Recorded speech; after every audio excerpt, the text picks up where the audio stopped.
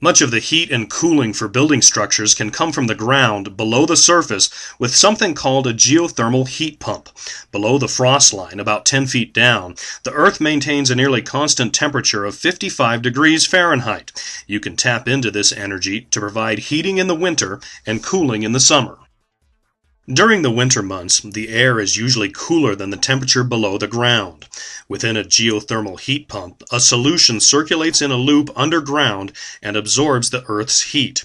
This heat is brought to the surface and transferred to the heat pump, warming the air to a comfortable temperature. Finally, ducts circulate the air to the various rooms.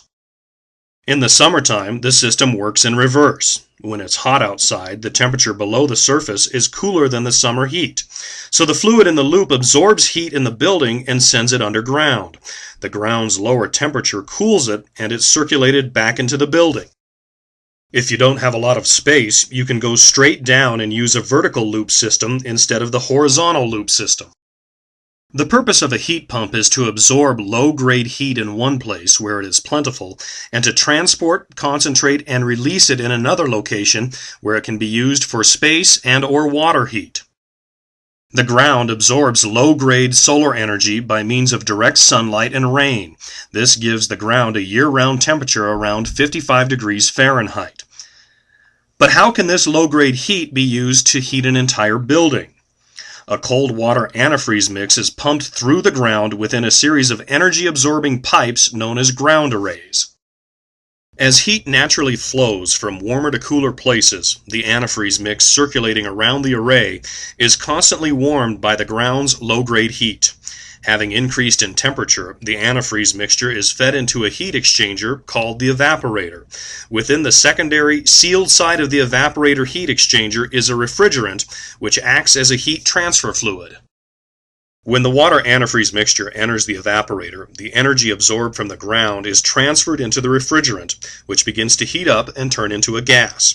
The refrigerant never physically mixes with the water antifreeze mixture. They are separated like sandwich layers by the plates of the heat exchanger, which permits the heat transfer. This gas is then fed into a compressor. The pressure of the refrigerant gas is increased in the compressor, which makes the gas temperature rise. The hot refrigerant gas then flows into a second heat exchanger called a condenser, which features an identical set of heat transfer plates.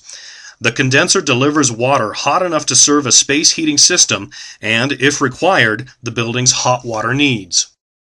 Having transferred its heat, the refrigerant gas reverts to a liquid. This liquid is then passed through an expansion valve at the end of the cycle to reduce its pressure and temperature. Then it's ready to commence the cycle all over again. Low-grade heat stored in the ground is upgraded by the refrigeration process to deliver hot water. For each kilowatt consumed by the heat pump, 4 kilowatts of energy is generated. Effectively, the cost per kilowatt hour is reduced by 75%. Geothermal heat pumps are also clean, safe, and quiet.